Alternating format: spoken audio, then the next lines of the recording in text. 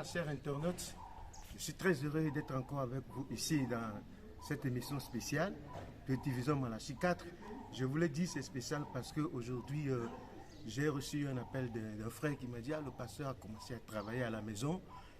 Il travaille en tant que couturier, alors que moi, je connais que c'était un coach en développement personnel et en investissement. Donc, ça m'a étonné. Donc, j'aimerais aussi découvrir ça ensemble avec vous. C'est pour ça que j'ai organisé cette émission spéciale pour que nous puissions aller le voir à la maison, pour que vous aussi vous découvrez ensemble avec moi ce qu'il est en train de faire. En attendant, vous voyez, il est coach en développement personnel. C'est ça que moi je connais. Là, on m'a signalé qu'il est donc ensemble avec moi. Nous allons découvrir comment.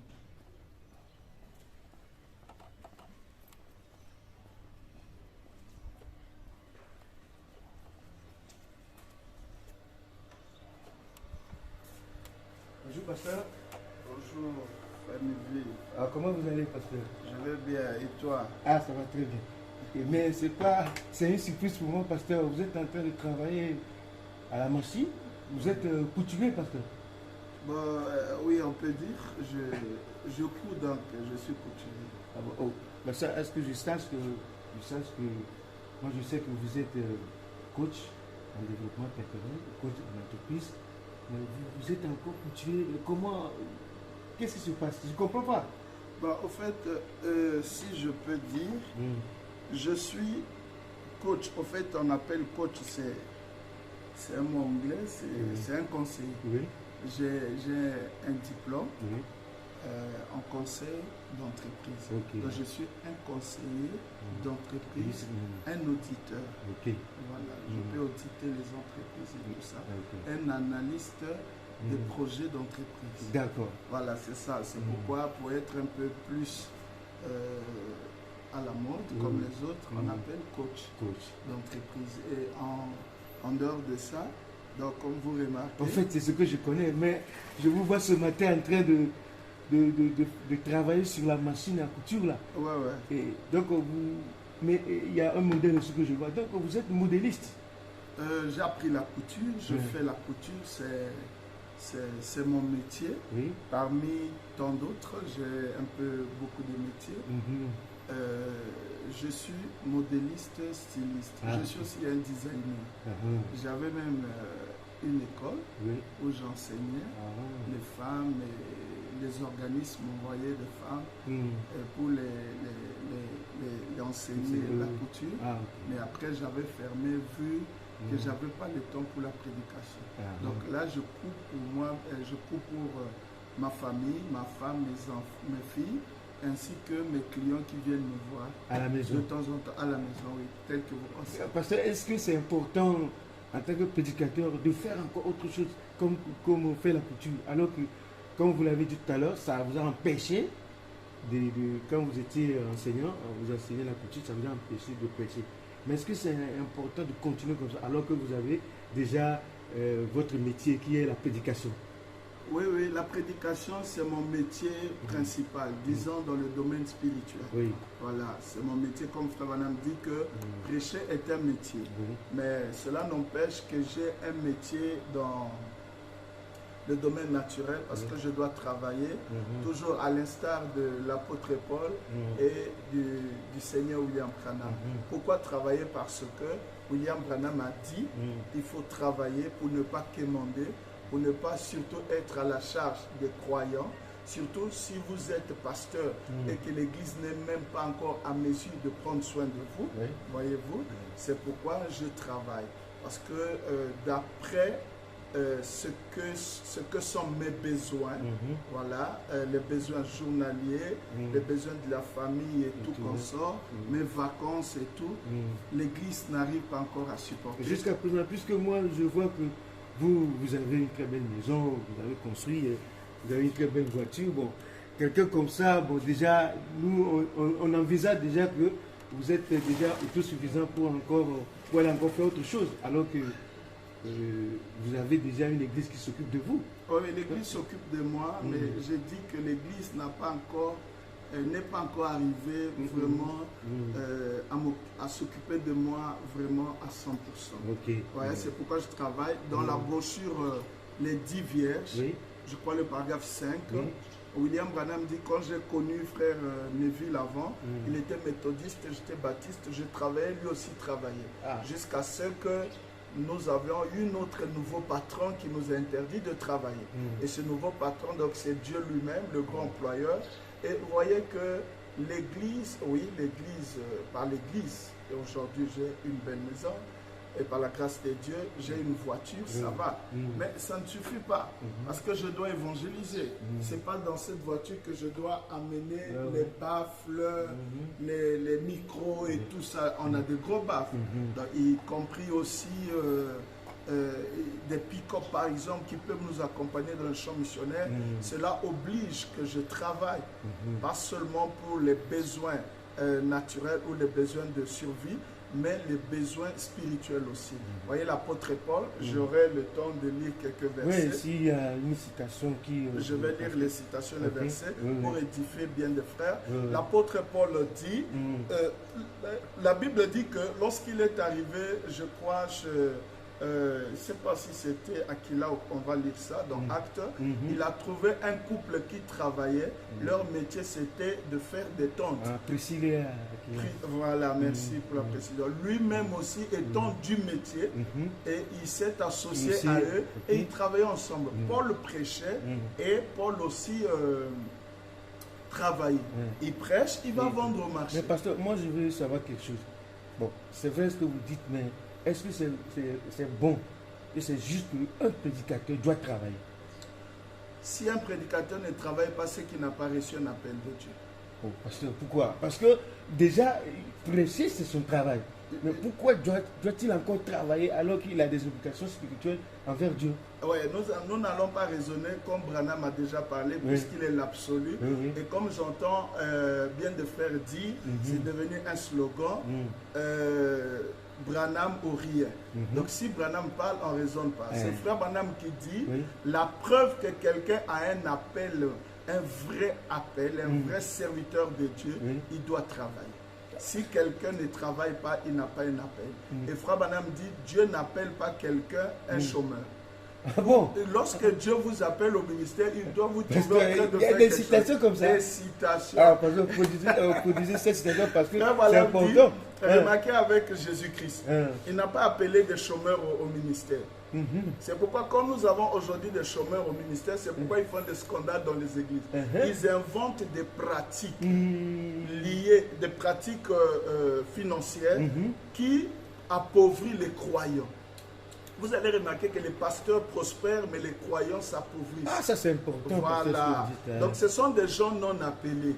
Voilà, ils dérangent les brebis le long de la journée et tout ça. Envoyer ceci, donner ceci, achetez-moi du crédit, j'ai pas de pantalon et tout ça.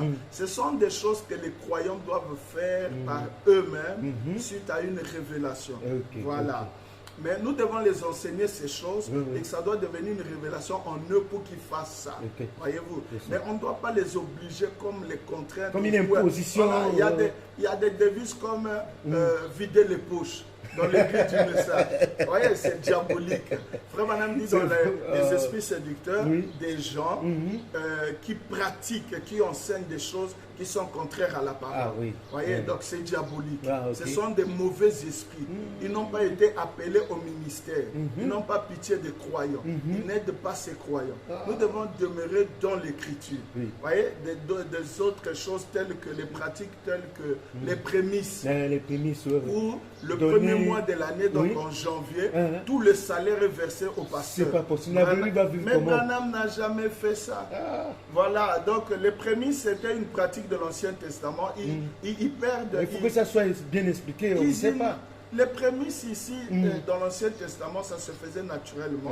Mais après, lorsqu'on vient dans le Nouveau Testament, les prémices ont changé. Ça n'a pas été aboli, mais ça a changé de forme. Le parallécomia. Ça veut dire que c'est devenu prémisse, l'agneau de Dieu qui ressuscite. Il est prémisse et Dieu nous donnons l'agneau qui nous donne la vie éternelle. Voilà, ce n'est plus financièrement dans le Nouveau. C'est comme dans l'Ancien Testament, l'agneau, c'était un agneau animal à 4 notre part. Oui, effectivement. Mais quand Jean-Baptiste a présenté cette fois-ci son agneau, ça a troublé les C'est sur pharisiens. 2 pieds. Ah oui, c'est pourquoi on ne peut pas prendre les pratiques de l'Ancien Testament pour amener ici. Lorsque un testament ou une alliance est abolie, alors il y a changement de sacerdoce. Voyez-vous, donc, je ne sais pas si... D'abord, ceci n'est pas seulement aux prédicateurs, à tous les frères. Ah oui, oui, oui, oui. Il y a des frères. William, je vais lire la Bible, là où l'apôtre Paul... Je peux lire. Princesse, s'il te plaît, apporte-moi l'ordinateur. Positionnez ça déjà avec le message et la Bible, voilà. Que ça soit clair. Parce que le point je que vous vais avez d'abord évoqué... arrêter. Oui, arrêtez. Bon. Et le point que vous avez évoqué au sujet des choses qu'ils pratiquent et qu'ils font là, que ça soit bien positionné parce que vraiment, ça se fait exactement. Oui, c'est pourquoi. Ouais, ça se fait exactement. C'est pourquoi. C'est pas peut-être dans l'ignorance, on ne sait pas. Non, c'est pas l'ignorance. Ah, ils le savent. Ils le savent. Ah, okay. Parce que ce sont des gens qui ont pensé que avec l'école, ils n'ont pas gagné leur vie. Ils peuvent le faire à la chair. Ah, c'est pourquoi, c'est comme les chantres, non? Lorsque vous voyez beaucoup de gens chanter, là, c'est pas Dieu qui les a donné les talents à chanter. Parce qu'avec les chantres. Dans l'Ancien Testament, il n'y avait pas beaucoup de chantres. Ah oui. C'était difficile. C'est pourquoi quand l'esprit dérangeait Saoul, il appelait David. Oui. Et c'était rare. David chassait les démons par les chants. Oui. Et William Branham dit dans la brochure le chef-d'œuvre, tout ce qui est véritable vient par inspiration. Vous voyez, ils ne sont pas inspirés.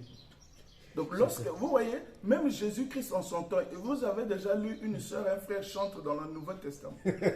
C'est difficile. Pas. Dieu c'est aujourd'hui au temps de la fin. Il ne suscite pas trop de chants. Mais aujourd'hui là, c'est un mouvement terrible. Parce qu'on est étonné, Dieu a appelé beaucoup de chantres. Il y a plus de chantres que de prédicateurs. C'est ce qui n'est pas bien. Tellement qu'ils ont eu d'embouteillage là-bas.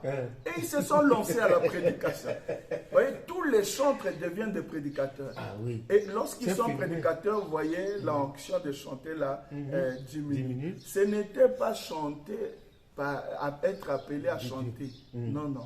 Parce que si c'était réellement ça, ils allaient avoir des chants inspirés qui allaient guérir les malades.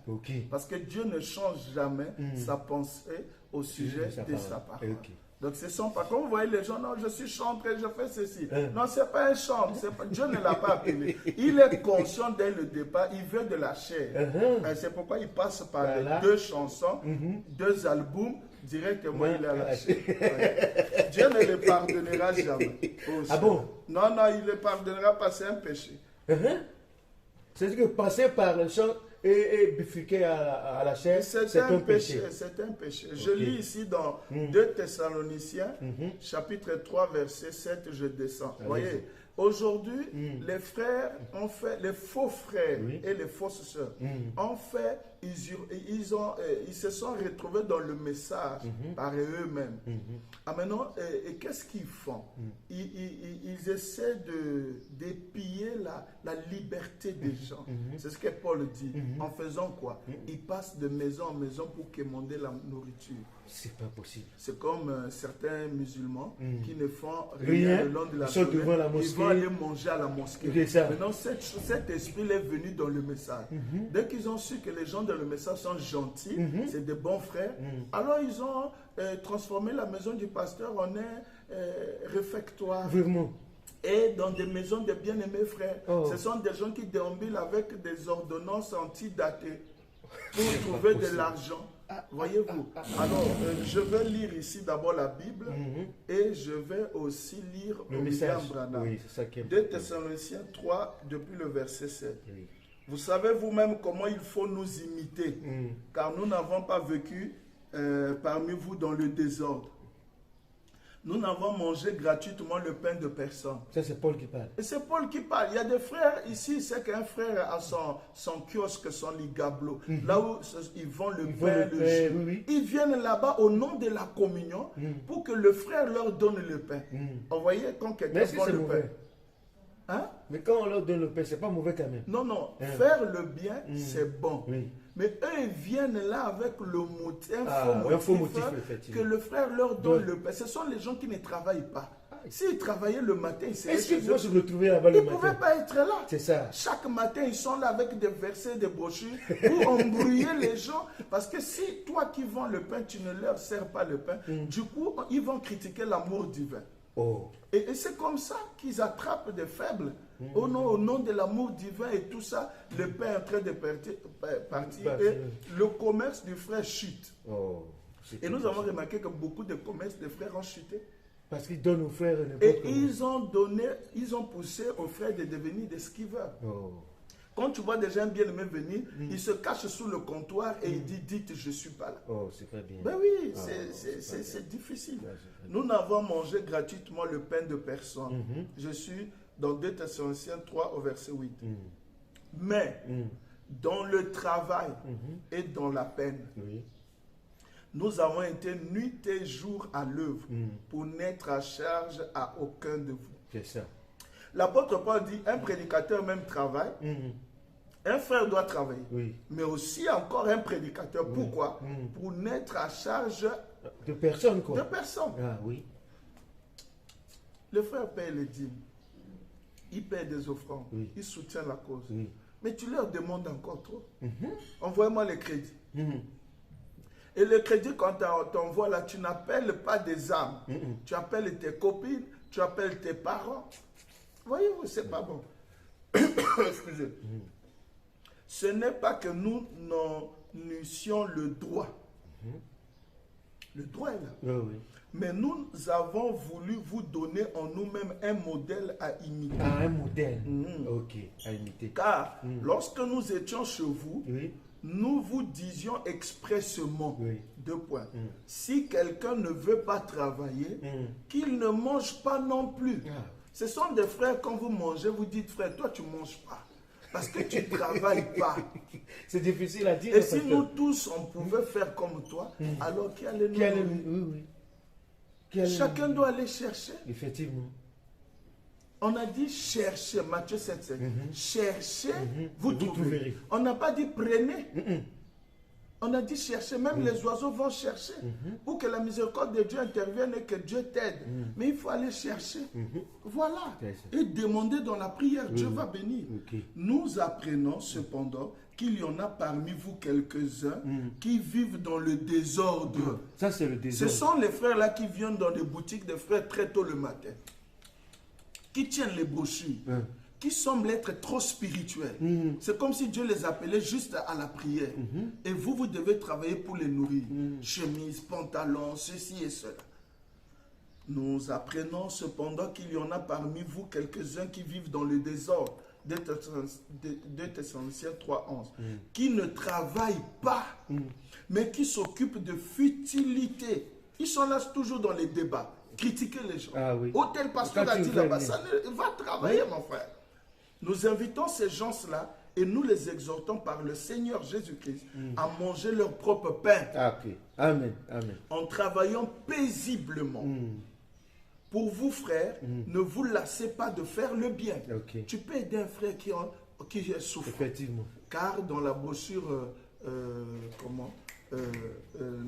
l'homme fuit la face de l'Éternel, Oui. il a dit, donner fait partie de notre religion. Oui. Un croyant peut donner jusqu'à manquer. Oui. Tu invites frère, viens, on va manger. C'est un frère qui bouge. Oui. C'est un frère qui travaille. Oui. Mais il n'a pas eu. Nous partageons avec lui. C'est ça. Mais pas celui qui a croisé les bras, Non, qui non. ne fait rien. Rien. Celui-là, la Bible, et nous allons lire aussi le message, il dit, ne lui donnez pas, vous ne péchez pas. Attention, C'est comme un parasite. ne confondez pas Oui. la compassion de Dieu et les Les sentiments humains. effectivement. Les sentiments Parfois, vous agissez comme des noirs. Oh non, si je ne donne pas, je n'arriverai pas. Vis la parole. Les compassions. Jésus, on lui a dit, guéris un seul à la piscine de Bethesda. Ils étaient nombreux, il a guéri un seul. Alors, regardez. Au verset 14, 2 Thessaloniciens 3 toujours. Et si quelqu'un n'obéit pas à ce que nous disons par cette lettre, notez-le et n'ayez point de communication avec lui afin qu'il éprouve de la honte.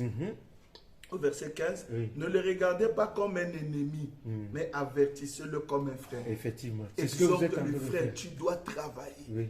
Ça, c'est le dernier repas qu'on a mangé ensemble. À partir de demain, là, tu dois travailler. C'est comme les Anglais disent, anything, fais n'importe quoi. Cherche quelque chose à faire. Moi, je suis pasteur. Oui. C'est ça qui nous étonne. Oui. Je mourrai jamais de faim. Non. Je vais manger. Oui. Et je veux aussi vous apprendre encore. Je suis fonctionnaire de l'État. Ah oui. Au ministère de l'Enseignement. J'ai un salaire. J'ai une retraite. Ah oui. J'ai des gens qui m'aiment, qui soutiennent le ministère. Oui. Des aumônes et des dons. Effectivement. Mais oui. Mais et si je n'arrêtais ma vision qu'à manger, boire, c'est pas ça. Il me faut des bons micros. Il faut ceci. Et je dois être un exemple pour les frères de mon église. Effectivement. Voyez-vous? Oui. Donc si nous travaillons, parce qu'on a vu Branham, on a vu Paul exactement faire ça. C'est ça. Mais Branham était riche, il avait l'argent, Oui. il avait tout cela. Mais nous allons voir, il a travaillé dans une société d'électricité. Il grimpait les poteaux. Ah. Il allait même tomber un jour. Il dit, il priait même sur les poteaux d'électricité. Étant sur le poteau d'électricité, il exhorte son ami, un copain du boulot. Et celui-là croit, il redescend au temps de la pause, il va le baptiser.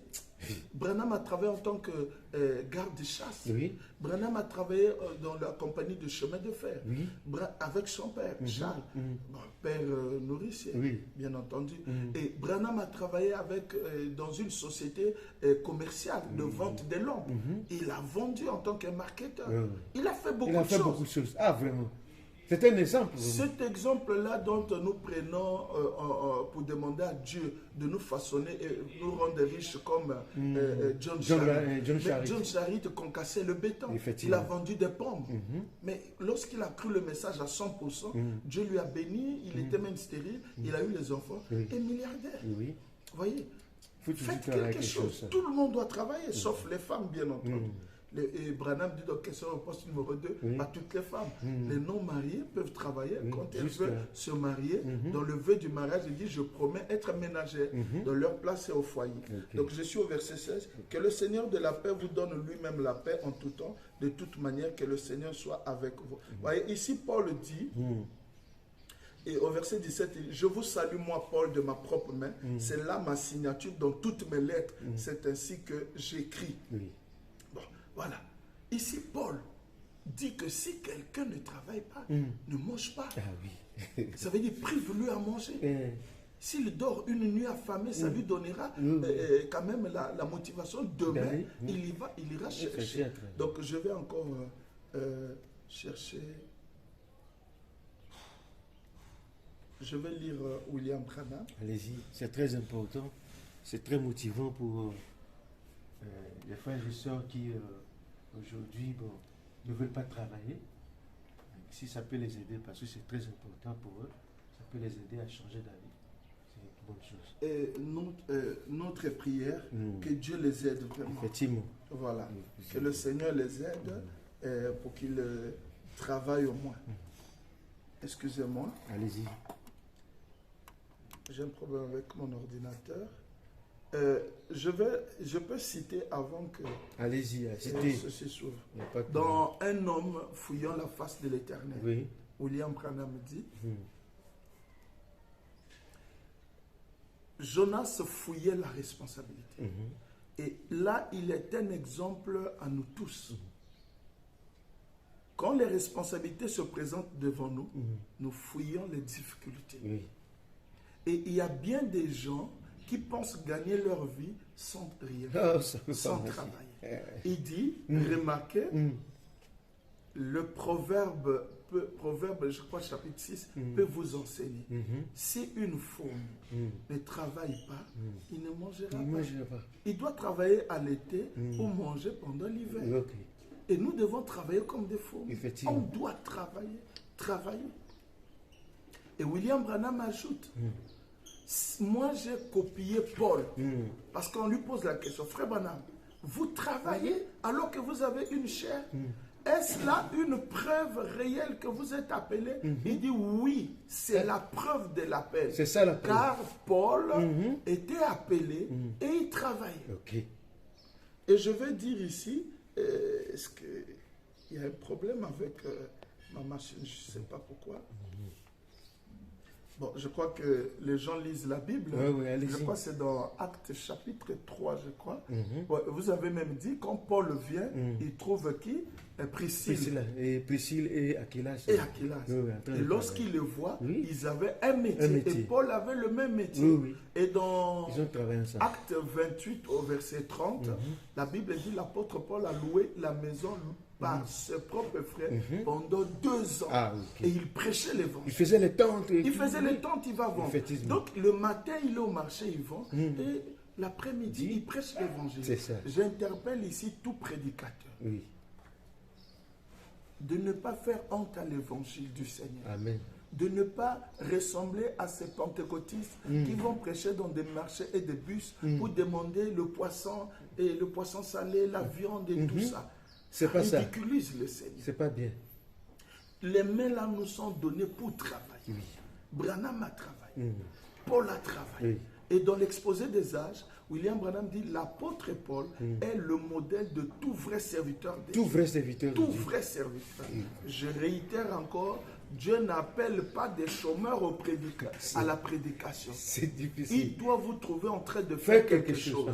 Jésus est venu, il a dit, tu es pêcheur de poissons, je transforme, je ferai de toi un pêcheur d'hommes. C'est ça. Matthieu, tu es où? À la banque. Viens. Il n'appelle pas des chômeurs. Tout cela, tous ils faisaient quelque chose. Il faisait quelque chose. Ça, vous voyez, aujourd'hui, quelqu'un est un finaliste. Il a fini l'école. Il attend que l'État l'emploie. Il a cherché des emplois dans des entreprises. Il ne trouve pas. Après, il commence à beaucoup lire, se consacrer. Et il essaie de se donner une certaine apparence. Et il commence à dire qu'il est prédicateur.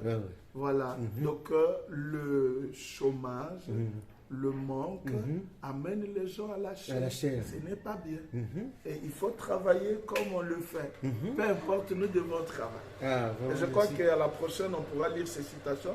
Je sais que le diable a eu tellement chaud et j'avais des citations ici. Mais n'empêche que le message est passé. Non, c'est passé, c'est très important. Voilà, donc je suis là. Je cours pour n'importe qui, surtout. C'est sur rendez-vous. Parce qu'il y a des dames qui me connaissent, qui viennent à la maison. Je cours pour eux, pour leur mari, pour leurs enfants. Je suis en dehors de ça. Vous savez, j'ai appris ce métier en étant déjà prédicateur. Je suis informaticien. J'ai appris beaucoup en informatique. J'ai fait réseau, télécommunication. Je suis maintenancier en informatique. Et je suis un cuisinier pâtissier. Ça, on a vu les preuves. Voilà, donc je suis allé à l'école. Et je suis allé... Même en étant prédicateur déjà, vous faisiez toutes ces choses. J'ai appris étant prédicateur. Et il y a des frères là, ils vous trouvent faire ces choses, mais j'ai trouvé une citation dans la brochure Possédant les portes de l'église. William Branham dit, il peut arriver que toute l'église vous tourne le dos. Alors, vous allez faire comment? Et les gens peuvent vous abandonner. Et une église peut dire que je ne veux pas de vous. Mais vous n'allez pas vous battre à la chair du Seigneur. Les gens ne veulent pas de vous. Laissez-les. C'est ça. Ils ont choisi une autre personne. Mais je sais que toutes les batailles et les tiraillements derrière la chair, c'est à cause de quoi? Le pain. Mais si tu as un métier, mais j'ai des gens, ils peuvent demander, il y a un prédicateur, un ami prédicateur, il est dans le 2e exode, le pasteur Ngoï Flavien, il est à Pointe-Noire. Il m'a vu comment j'allais m'inscrire pour apprendre la cuisine et la pâtisserie. Et quand j'ai fini, j'ai dit à mon épouse, je crois que la couture m'inspire parce que ma mère était couturière depuis que j'étais à l'école primaire. Et j'ai trouvé que ma mère, après, avait abandonné. Et comme le métier peut passer de la maman ou du papa au père, j'ai voulu reprendre avec la couture. Je suis allé, j'ai appris la couture. Et aujourd'hui, je cours. Et j'ai formé beaucoup de gens. Voilà. Et d'ailleurs, d'après le message, au lieu de continuer à s'habiller avec des habits sexy faits pour le péché par ces gens, des commerçants du monde. Oui. Mais quand les gens disaient, frère madame, nous n'avons pas d'autres habits sur le marché, il dit, mais on vend encore la machine à coudre et aussi les tissus. Mais déjà, c'est le message. Et moi, je pense que chaque maison du message devrait avoir une machine à coudre. Je crois ça comme ça. Oui. Et on vend les tissus. Effectivement. Prenez même le modèle de, comment on l'appelle, les Ménonites. Frère Branham a dit, ouais, il les apprécie, bien qu'ils n'ont pas la vie éternelle. Mais quand vous voyez les Ménonites, ils exploitent, ils développent l'autre là, la simplicité. Mais nous, on nous a dit que notre Dieu est simple, son évangile est simple, son peuple est simple. Mais pourquoi nous ne voulons pas être simples? Soyons simples. J'ai appris même qu'il y a des prédicateurs qui avaient des bons métiers dans le monde. En venant dans le message, quand ils deviennent prédicateurs, ils éprouvent la honte. Qu'on l'appelle tailleur, couturier, mécanicien, soudeur. Je vais encore ajouter. J'ai appris la mécanique. Bon, là, c'était avant l'évangile. Ça, c'était avant l'évangile. Je suis allé encore me faire former dans l'électricité. Ah oui. L'électricité bâtiment. Vous avez même enseigné. J'ai enseigné. J'ai formé des gens en électricité. Pas mal de choses. Donc, mon conseil ici à mes amis prédicateurs, il n'est pas encore trop tard. Estimez aussi votre notoriété de pasteur, de prédicateur. C'est bafoué par des brebis parce qu'ils sentent que vous n'avez pas de valeur. Et si un croyant voit que le pasteur est à mesure à se prendre en charge, mais du coup on te respecte aussi, et tu te fais respecter, et aussi ton maître et l'évangile que tu prêches. Voilà, et je peux appuyer ça depuis que je suis prédicateur. Je n'ai jamais appelé un croyant. Apporte-moi à manger, il n'y a rien à la maison. Mais ils le font par eux-mêmes. Comme chez William Branham. C'est comme ça. Ils ne demandaient pas. Non. Mais aujourd'hui, là, c'est la honte. S'appeler pasteur dans la rue, c'est la honte. Parce que les pasteurs, ils dérangent les croyants. Parfois, c'est la femme d'un monsieur qui n'est pas croyant, qui prie avec vous. Mais vous l'appelez à des heures tardives. C'est pas bien. Sœur, mais l'argent là, on voit. Et le monsieur dit, c'est toujours ton pasteur là. Mais il respecte, il n'a pas le savoir-vivre, le savoir-faire. Mais bien aimé, j'interpelle ici tous les croyants en général et les prédicateurs en particulier. Et les sœurs, conseillez vos maris, parce que moi, j'en ai discuté avec ma femme, et le jour où j'allais m'inscrire pour la couture, elle a dit, je t'accompagne, tu vas t'inscrire. Et voilà, et je remercie Dieu, je remercie mon épouse. Je vous remercie également pour faire passer ce message. Je sais que si ça ne peut pas aider tout le monde, ça peut aider quelqu'un. Et frère Branham a dit dans l'évangélisation du temps de la fête, lorsque vous tenez une campagne d'évangélisation, même si vous réussissez à réunir 5000 personnes, mais ça peut être pour une seule personne. âme. Et la Bible dit qu'il y a de la joie dans le ciel si une âme, on n'a pas dit 10, une âme. C'est pourquoi ce message passe pour aider un pasteur. Qui a de la honte, qui a du talent, complexe, qui peut faire. Il y a beaucoup de métiers à apprendre. Merci. Merci. Merci, pasteur. Vraiment, nous sommes très édifiés par rapport à ce que vous avez dit. Donc, vous-même, vous avez vu ça avec moi. Et la surprise, vous l'avez vu. Le pasteur Bill, que vous connaissez dans les révélations, les 7 sauts, quand il y a la chair, vous voyez, c'est le feu. Vous voyez? Donc, quand il est dans les mystères, vous-même, vous connaissez et comment il fait. Donc, aujourd'hui, nous le voyons en train de travailler. Il n'est pas seulement fort à la chair, il est aussi fort dans les métiers. Il travaille, couturier, il est coach. Tout ça, là, il le fait parce qu'il sait que Dieu ne m'a pas appelé seulement pour avoir les mains libres ou bien rester calme. Mais je dois travailler. Et le pasteur a dit, la citation est là, que quand Dieu vous appelle, il vous trouve en train de faire quelque chose. C'était l'exemple de Paul. Et le Seigneur Branham aussi, et il a travaillé à l'électricité, beaucoup de choses que le pasteur a citées ici. Vraiment, comme vous le voyez, nous sommes très heureux. Je crois que, comme le pasteur l'a dit, ceci est pour une personne, même si nous sommes nombreux à l'écouter, mais quelqu'un quelque part qui doute ou bien qui veut faire quelque chose, mais qui n'arrive pas, que cette vidéo puisse l'aider à trouver le courage pour aller travailler et pour ne pas déranger les bébés la nuit, tout ça là. Vraiment, c'est effrayant, c'est pas bien. Parce qu'il y a des images que nous-mêmes nous voyons sur les internets partout, où des fois on dessine la maison du pasteur, on dessine les voitures du pasteur, et on voit une voiture cabossée, ça c'est pour les brebis. C'est pas normal, alors que le pasteur lui-même travaille. Donc c'est pas l'image du pasteur, c'est une image de quelqu'un qui est honorable. Et le pasteur est en train de nous montrer ça ici pour que chacun de nous puisse prendre cet exemple pour évoluer. Parce que c'est très important pour un prédicateur d'être un modèle pour ses brebis.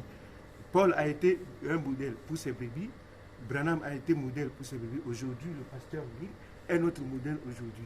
Donc pour les frères et sœurs qui l'écoutent, vraiment, faites attention. Écoutez ce que le pasteur a dit, c'est un très bon conseil pour que nous puissions évoluer, afin que le diable ne vienne pas troubler nos foyers, troubler les gens, envoyer les gens à faire du n'importe quoi ou chercher l'argent en dehors de la volonté de Dieu. Vraiment, merci beaucoup pour cette émission, pour vous qui nous avez suivis. Que Dieu vous bénisse et à la prochaine. Merci beaucoup.